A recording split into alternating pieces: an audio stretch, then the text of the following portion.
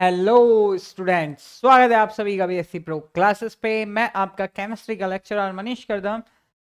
तो जैसा कि स्टूडेंट्स, थर्ड ईयर स्टूडेंट्स, आप सभी को पता है कि हमारा अभी एचएसएबी के सिद्धांत चल रहे थे। इलेक्ट्रॉनिक सिद्धांत हो चुका था, पाइबंद सिद्धांत हो गया था, और आज अपना चलेगा थर्ड सिद्धांत, पिट्जर का सिद्धांत। Okay, sorry of Pitzer. Good evening Chhavi, नमस्ते शाइन मानो। तो आज देखते हैं पिट्जर का सिद्धांत।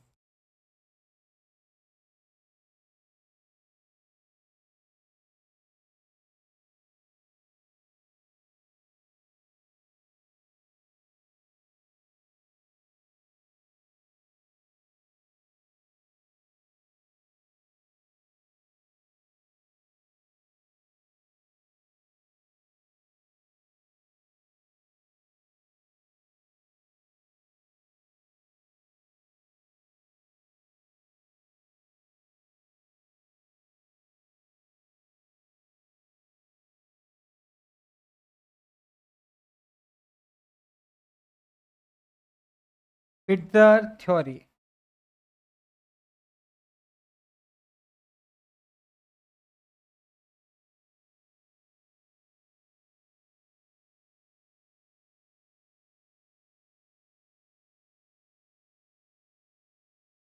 पिट्जर का सिद्धांत। ओके, अब देखते हैं, इसमें बात करते हैं। इसके अनुसार होता क्या है? इसके अनुसार किसी यौगिक का, गुड इवनिंग निशा, इसके अनुसार किसी यौगिक का अधिक स्थायित्व उसके परमाणुओं या फिर बात करें समूहों के मध्य उपस्थित वांडरवाल आकर्षण बलों के कारण होता है।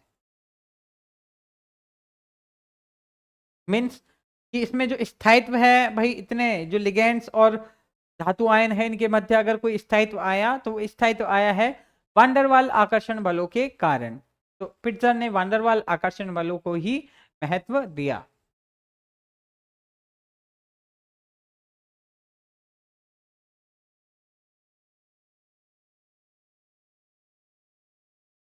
के अनुसार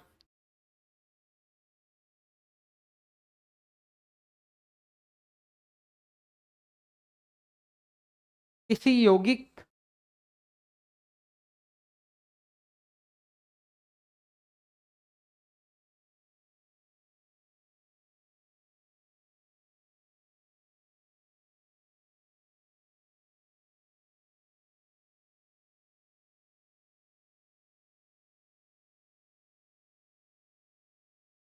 के परमाणु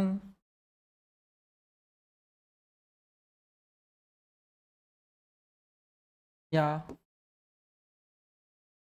समूहों के मध्य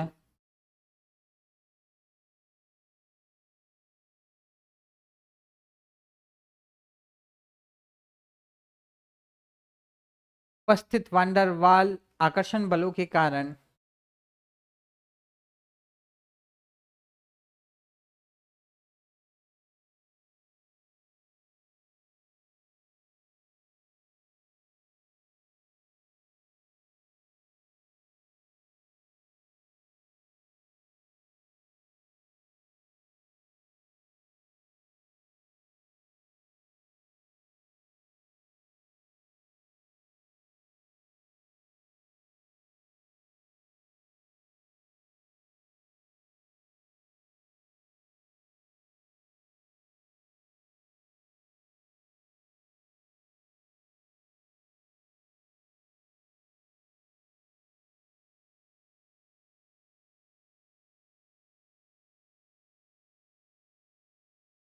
according to this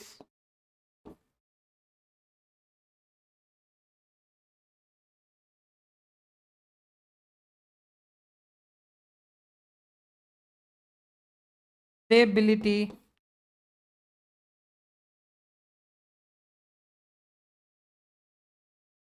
is due to stability इसके कारण होती है is due to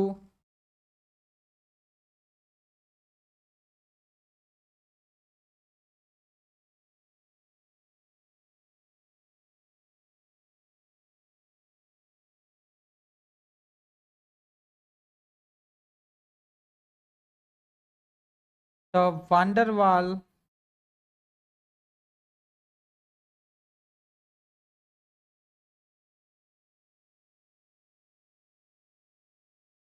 force act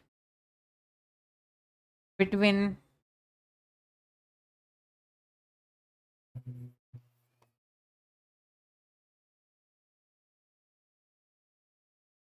groups or atoms of a compound.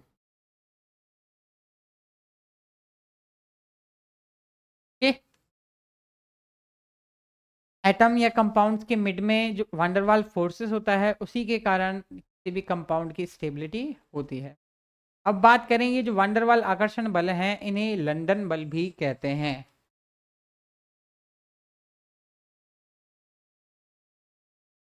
Van der Waals आकर्षण बल इन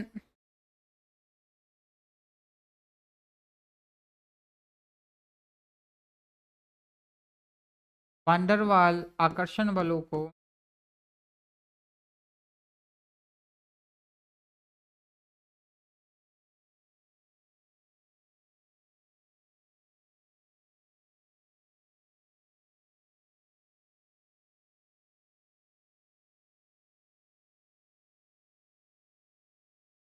लंदन बल भी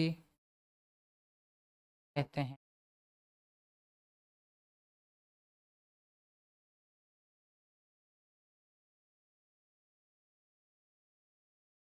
These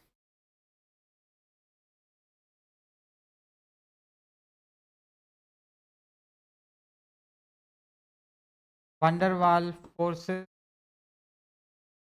आर कॉल्ड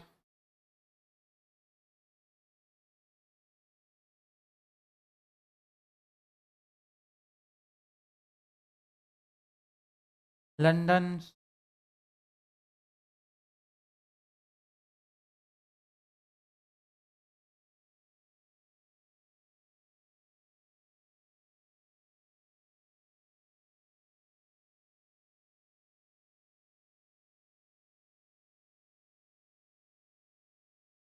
वंडरवाल आकर्षण बलों को लंदन बल भी कहते हैं। और बात करें इन आकर्षण बलों की जो ऊर्जा होती है वो लंदन ऊर्जा कहलाती है।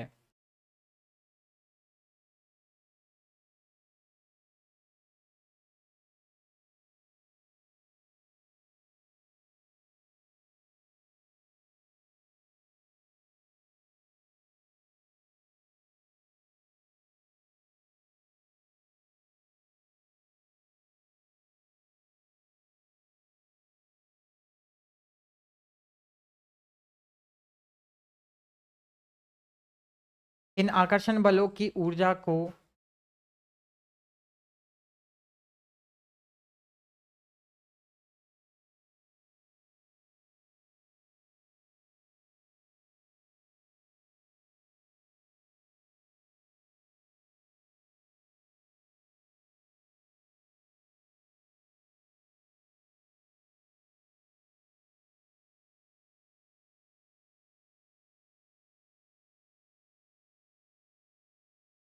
Energy of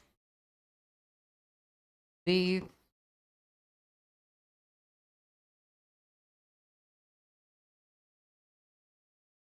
attraction force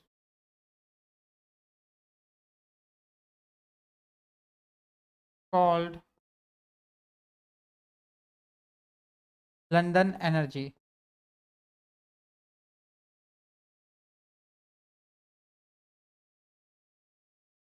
called London energy.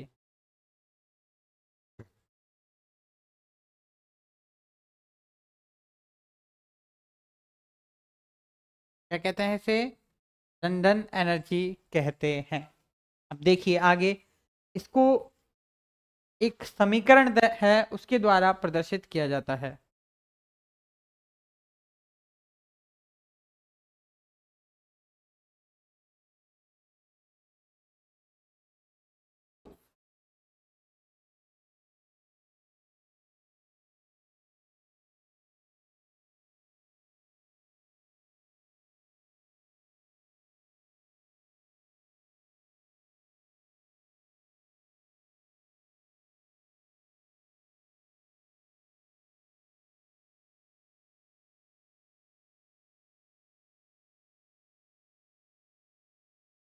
It is represented by a से रिप्रेजेंट करते हैं, एक इक्वेशन द्वारा हम रिप्रेजेंट करते हैं। अब उस इक्वेशंस को जानते हैं कि कौन सी है वो इक्वेशन। तो वो इक्वेशन है हमारी ई बेस में एल, जो लंदन ऊर्जा है, फोर्सेस है, जो ऊर्जा है लंदन ऊर्जा को ई बेस में एल से हम रिप्रेजेंट करते हैं, इससे बेस में एल, ठीक है, इक्वल टू माइनस का 3 आई, ठीक है, आई एल्फा स्क्वायर अपॉन, यहाँ पे आएगा 4r⁶,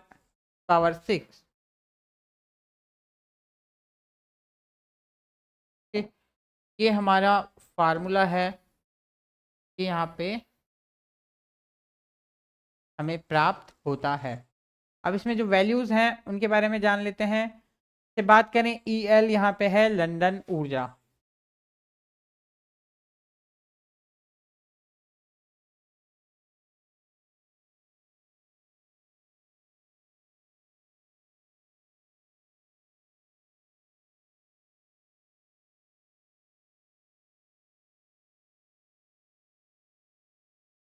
London energy,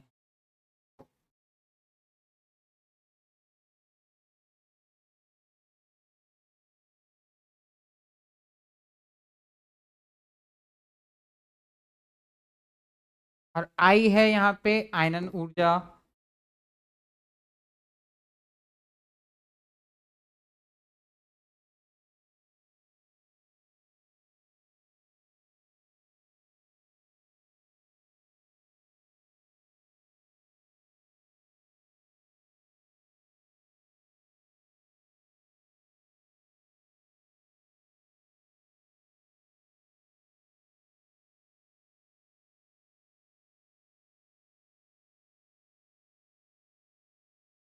ionization energy, ठीक है, और अल्फा है यहाँ पे ध्रुवणता,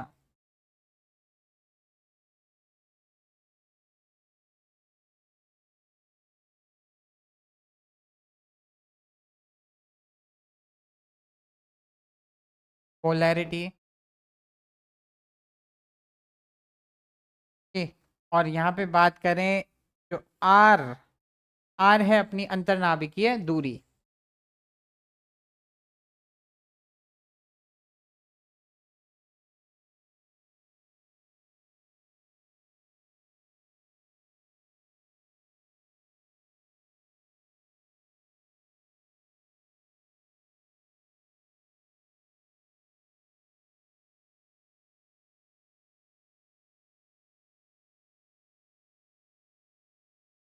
इंटरन्यूक्लियर डिस्टेंस,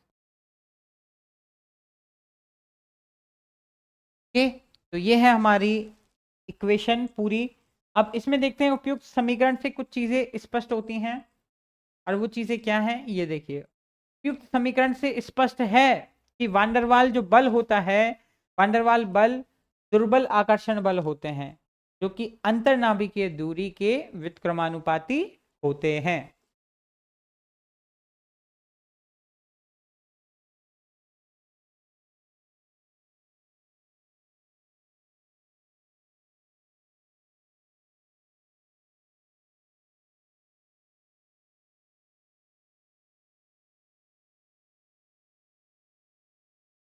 उपयुक्त समीकरण से स्पष्ट है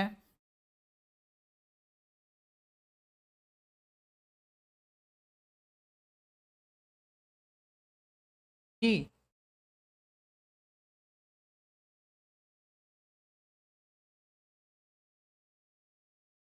वांडरवाल बल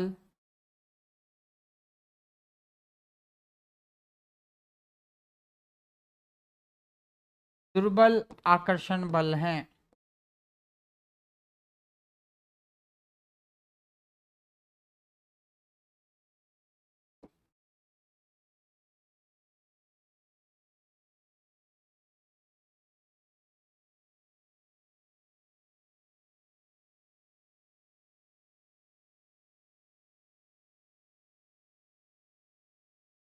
above equation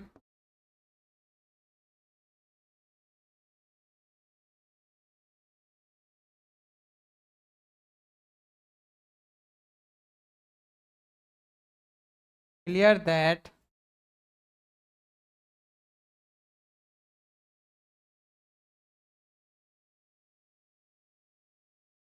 van der Waal force is a weak attractive force.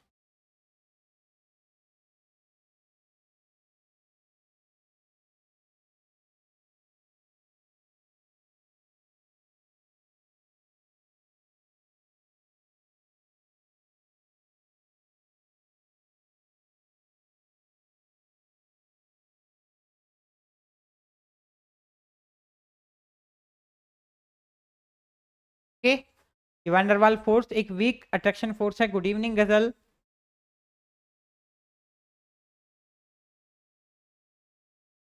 और इसमें जो अंतर्नाभी की दूरी van der Waal जो बल है किसके अंतर्नाभी की दूरी के व्युत्क्रमानुपाती होता है।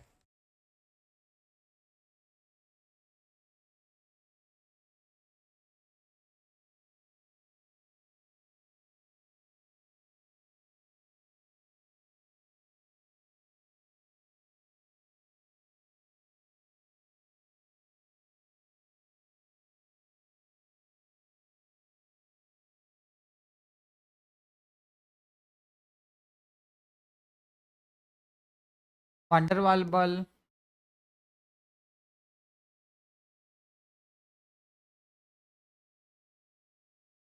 अंतर्नाभिकीय दूरी के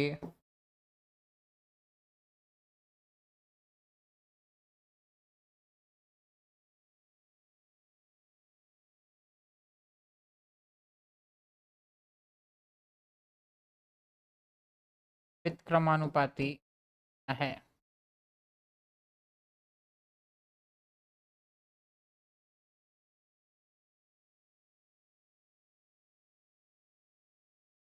van der Waal force reciprocal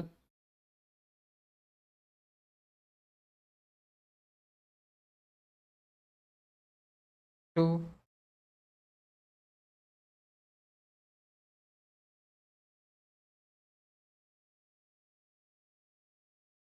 internuclear sense.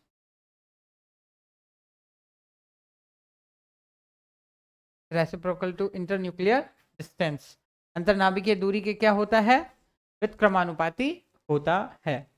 Okay,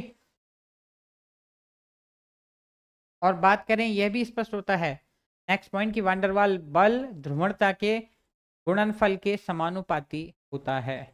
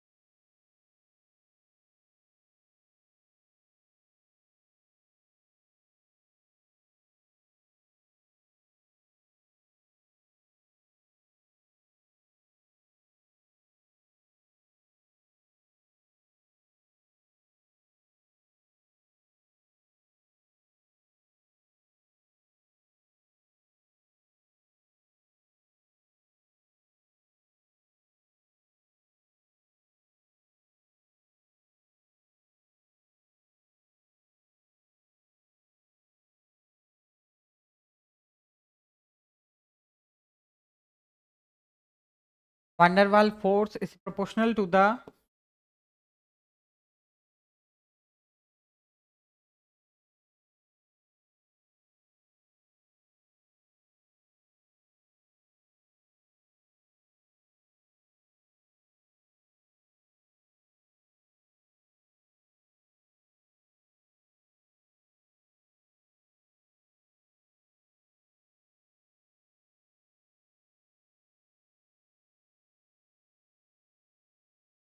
multiple of polarity,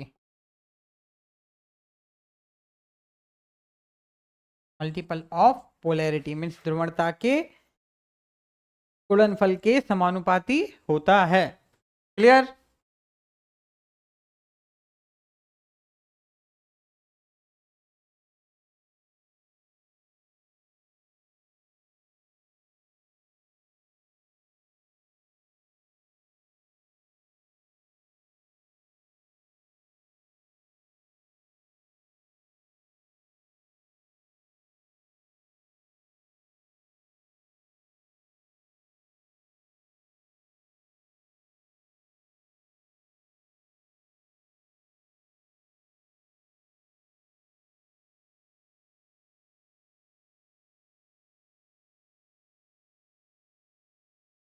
आगे देखें,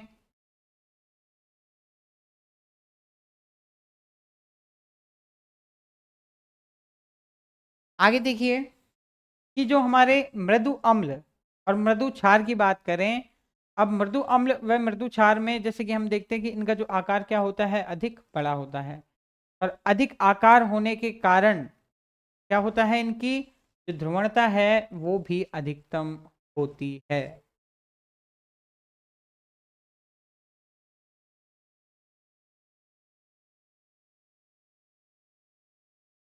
अब देखिए जैसे मृदु अम्ल और मृदु क्षार,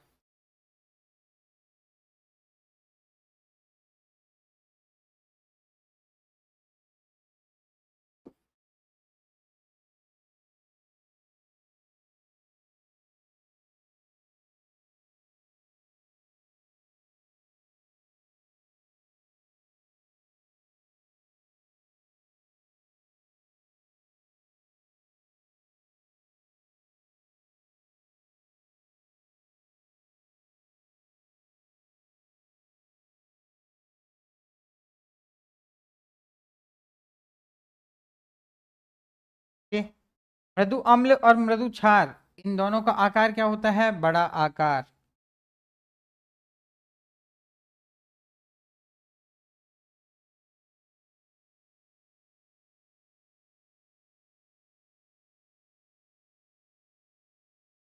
बिग साइज, और बड़ा आकार होने के कारण इनकी ध्रुवणता भी क्या होती है, अधिक होती है।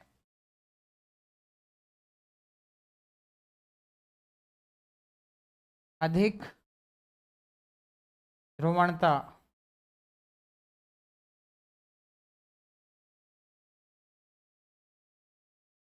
High polarity.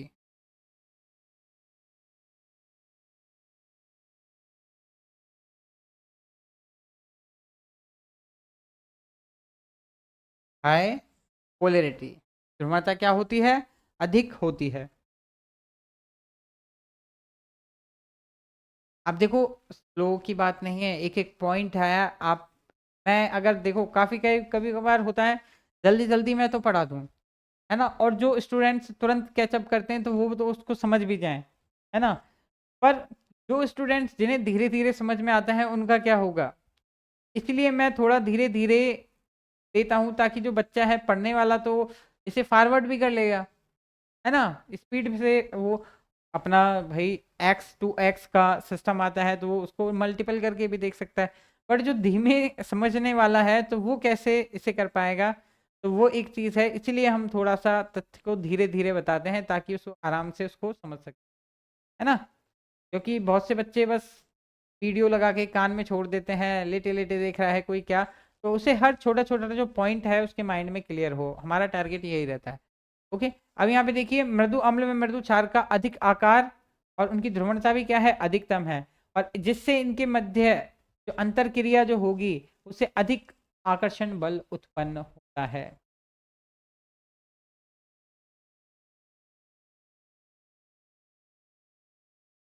मध्य अंत्य क्रिया से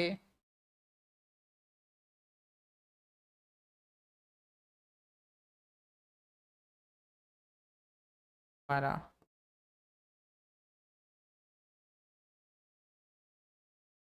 अधिक आकर्षण,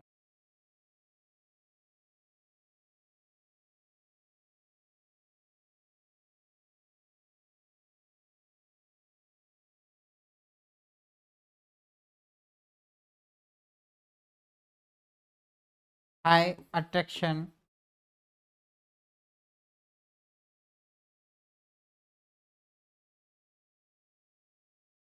ड्यू टू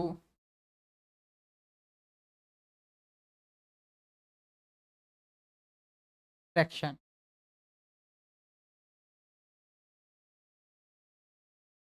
ओके, अब ये जो इंटरेक्शन होगा, इसके होने से क्या होगा, इनकी जो बंधुता क्या हो जाती है, और भी अधिक हो जाती है। मीन्स मृदु अम्ल मृदु क्षार के प्रति जो बंधुता है, इनकी बॉन्डिंग कैपेसिटी है, वो क्या हो जाती है, बढ़ जाती है।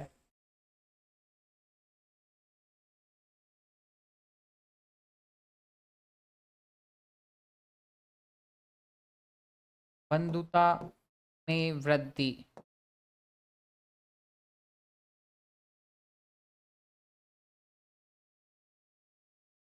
Increasing bond capacity.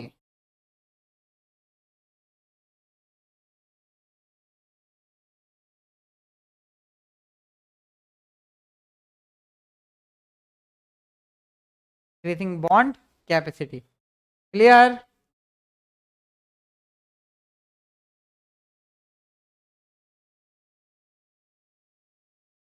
तो ये था हमारा पिट्सर का सिद्धांत।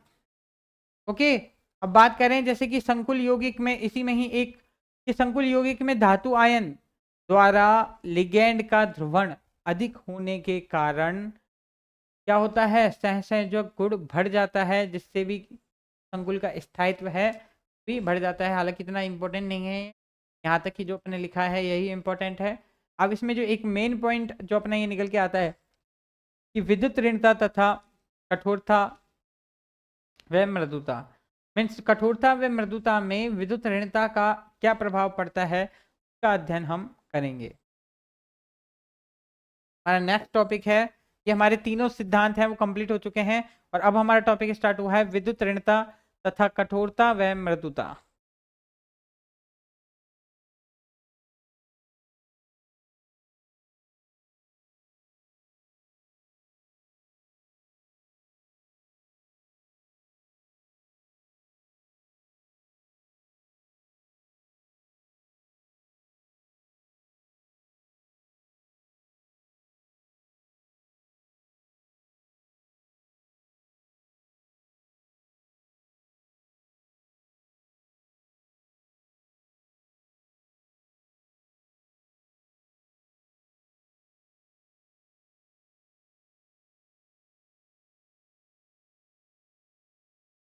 विद्युत ऋणता तथा कठोरता व मृदुता।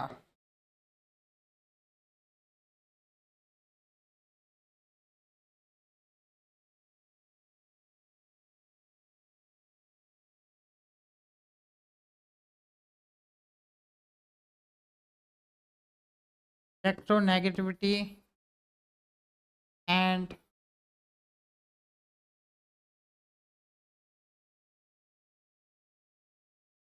Hardness and softness.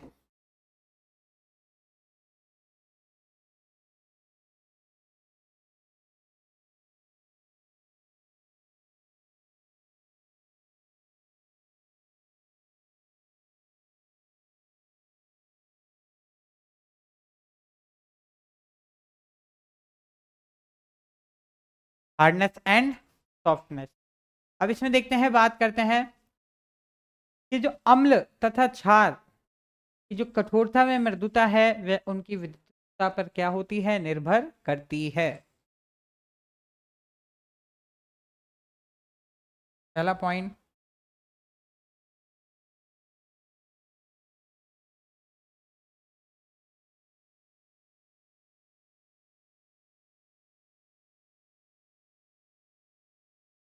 अम्ल व क्षार की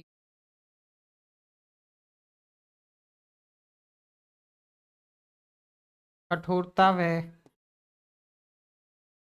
मृदुता विद्युत ऋणता पर निर्भर करती है।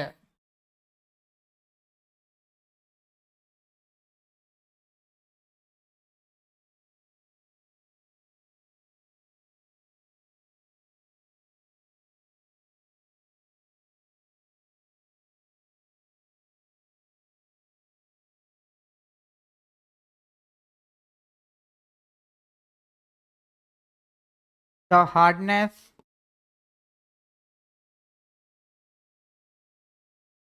and softness of acid and base is depend upon electronegativity.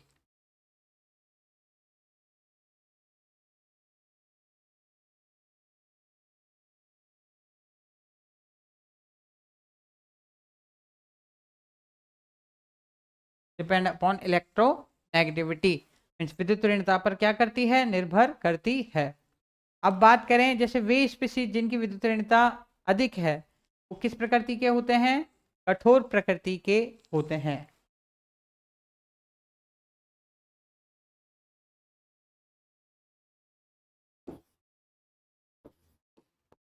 Way species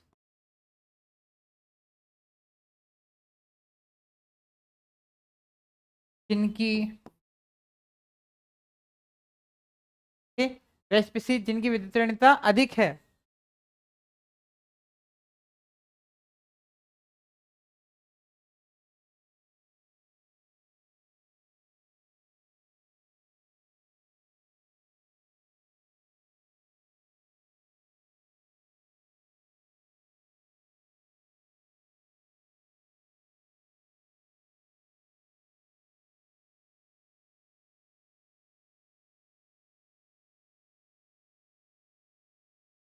कठोर प्रकृति के होते हैं।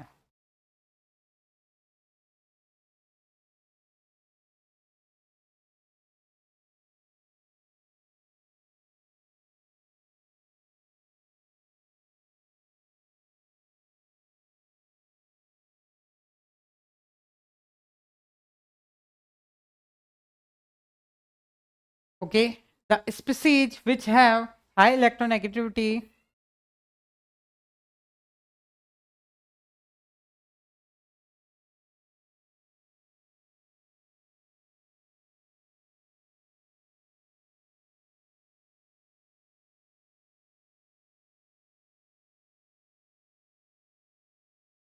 high electronegativity is called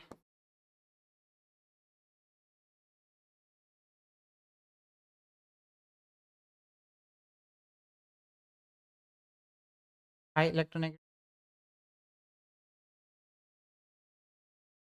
are hard in nature.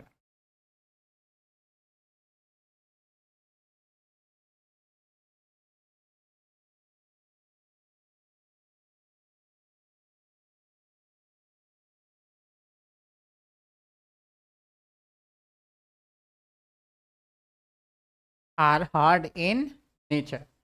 Okay और इसके जस्ट अपोजिट, इसके विपरीत, ऑन द कंट्री, ऐसी स्पीसीज जिनकी विद्युत ऋणता निम्न होती हैं वे मृदु प्रकृति के होते हैं।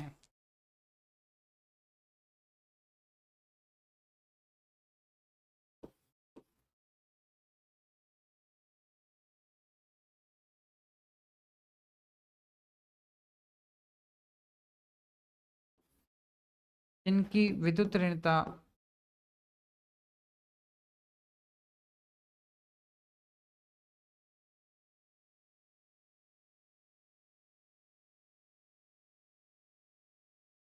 कम होती है,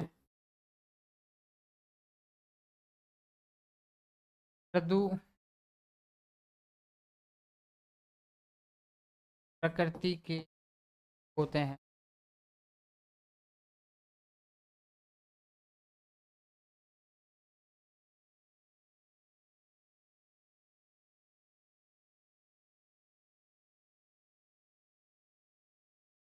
Species which have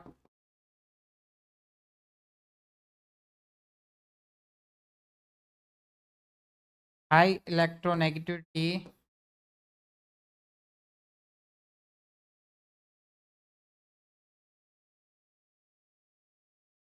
is soft in nature. प्रकृति कैसी होती है उनकी? मृदु प्रकृति के होते हैं। अब इनका एक एग्जांपल देखें, जैसे लिथियम धातु आने जो परमाणु है उसकी दृढ़ता होती है निम्न। ओके, पर इसके द्वारा एक इलेक्ट्रॉन त्यागने पर ये बना लेता है Li प्लस। मीन्स जिसकी बात करें आयन की विद्युत ऋणता तथा द्वितीयक आयन विभव का मान क्या होता है? अधिक होता है, जिसके कारण ये बना लेता है हमारा Li प्लस आयन क्या हो जाता है? अपना कठोर अम्ल हो जाता है। देखिए क्या सिचुएशन, जैसे यहाँ पे देखें हमारा लिथियम धातु,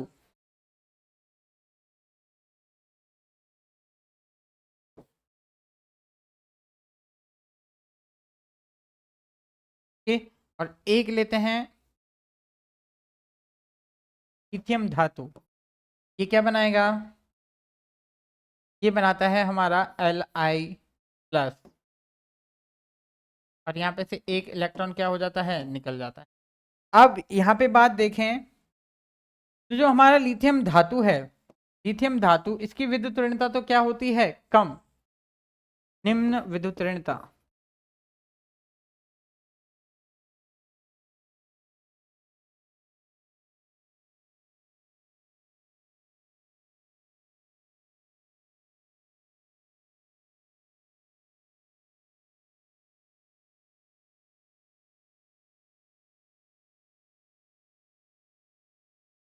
लेस इलेक्ट्रोनेगेटिविटी।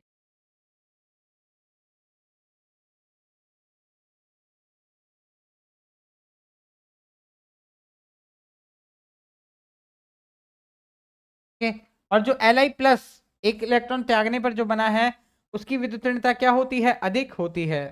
ये होता है, इसकी हो जाती है अधिक विद्युत ऋणता Li प्लस की।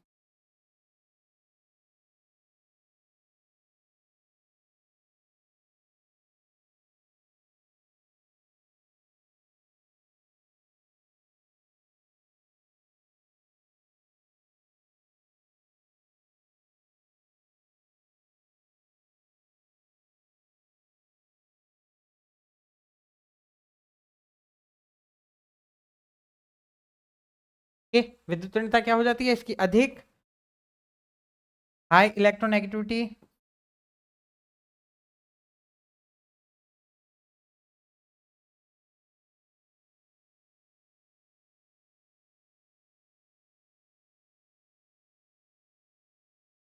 ओके, अब इस कारण ये तो व्यवहार करता है किसकी तरह? Li प्लस, इसकी विद्युत ऋणता कम है तो ये व्यवहार करेगा मृदु,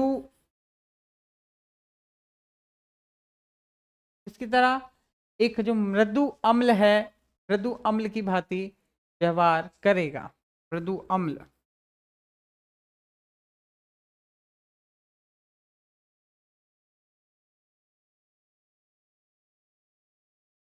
सॉफ्ट एसिड। और ये व्यवहार करेगा अपने किसकी तरह? कठोर अम्ल,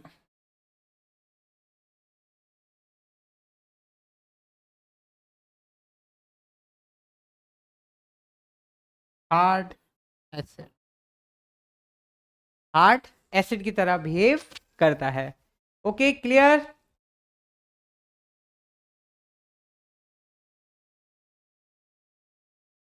इस प्रकार से विद्युत ऋणता द्वारा इसे समझाया गया। विद्युत ऋणता के परिप्रेक्ष्य में और भी कई तथ्य हैं जो आते हैं इसके, पर आज की क्लास में इतना ही। नेक्स्ट मिलते हैं कल की क्लास में। शाइन मानो, है ना?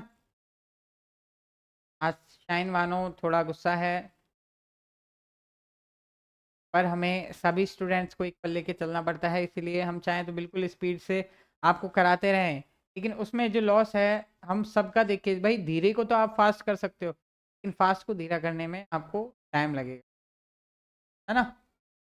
स्टूडेंट्स मिलते हैं नेक्स्ट क्लास में, जब तक के लिए टाटा बाय बाय अलविदा। अभी इसका और पार्ट बचा हुआ है, दूसरा पार्ट जो आपको अच्छे से समझाएंगे कल। आज की क्लास में इतना ही, टाटा बाय बाय।